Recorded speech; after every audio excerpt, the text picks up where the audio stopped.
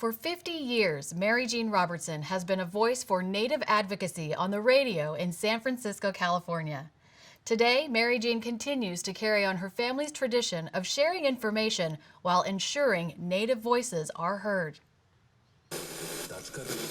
You're listening to KPOO San Francisco, 89.5 FM. This is WebWorks, Voices of the Native Nations, right here on your community radio station. Or we're streaming on kpoo.com. You can listen all over the universe and everywhere. We are a local community radio station. We are on the air because you care. Osiyo, Gigi Meri Gini Dagwadoa. Hi, my name's Mary Jean Robertson, and I'm a programmer on KPOO Radio in San Francisco. It's a small community radio station. Almost everybody here in the station is an unpaid volunteer. So you have to be a little bit crazy to do radio, but I think it's important for people to get the news and information out to their community. I think that it's really important to continue on a regular basis so people learn to trust you, learn to listen for you, and that's one of the major reasons why I've stayed on the air here in San Francisco for 50 years. I have been very lucky because I moved here in 1969, and 1968 was the summer of love. So it was like an explosion of freedom, an explosion of people dancing in the streets and doing all kinds of wild and crazy things. And I loved it. And ethnic studies started, so I was able to attend college taking classes that were interesting to me. So there were so many things that were happening. And then I got invited to do the radio, and it was all over. I was addicted to the radio. We moved into my current flat in 1976, and it's under rent control, so I'm never leaving. I live in San Francisco, one of the most iconic, beautiful cities in the world, and it's important to get the correct news out, as truthful and as positive as it can be. There's so much misinformation being passed around these days. We don't get federal funding.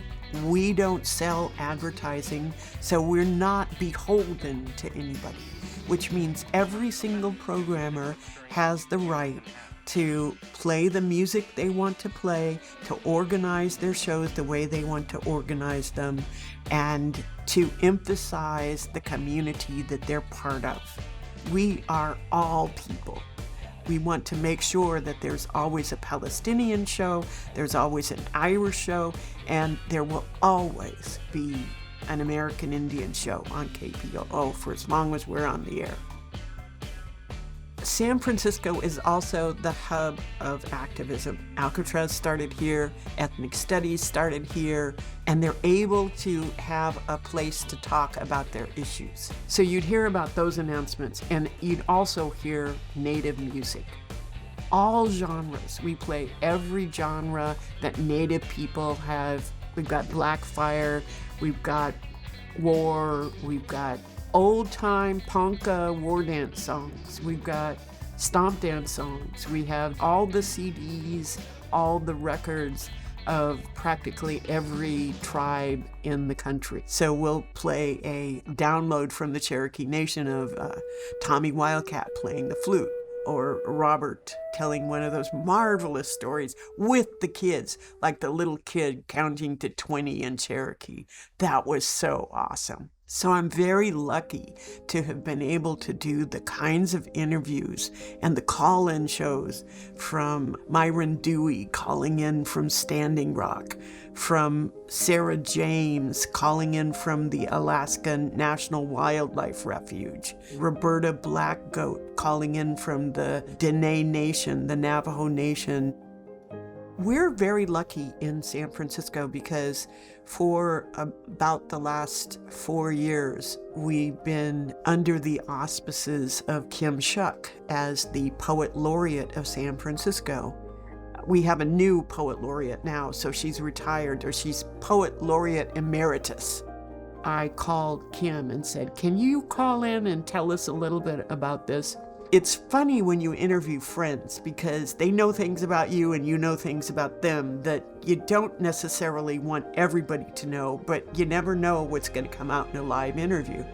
So we laugh a lot when we're together. The friendships that I have made through the years here, I love the fact that it is a media city. It is the center of the West Coast information office of many, many agencies and places. We are working as a program of the American Indian Cultural District.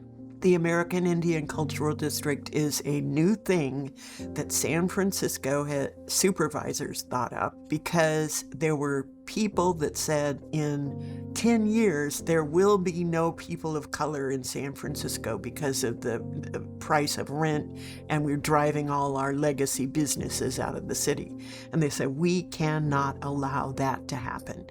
The reason why San Francisco is an iconic city that people visit here is because it's multicultural, because it has lifted up so many people's lives, so many people's culture. So they decided they would create something called a cultural district. So that's what I was doing. I was mapping San Francisco as part of creating an American Indian Cultural District. And Sharia Sousa and Paloma and Tal Ketone are the current occupiers of the office for the American Indian Cultural District. When it comes to the American Indian Cultural District, right, that idea that folks were fighting for that space, that visibility, our co-founders are community members, our co-founders are really those people that put in the work before us in order for us to be here, and MJ was one of those people. It was really her efforts and her work when she got excited and heard about this initiative, not just elevating the voices of American Indian people, but really documenting that history, all of the newspaper clippings, the recordings, any of the documentaries about what happened to American Indians in San Francisco, and donating them back to the cultural district so that we can really build a centralized database for all American Indian people to come and to access in the city. What do I do to share information? I make a commitment that I'm going to be here every week that I'm on the air.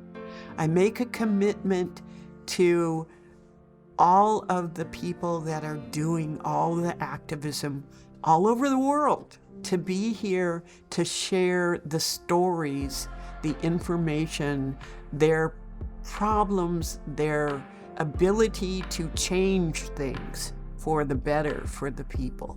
I'm doing this out of a tradition.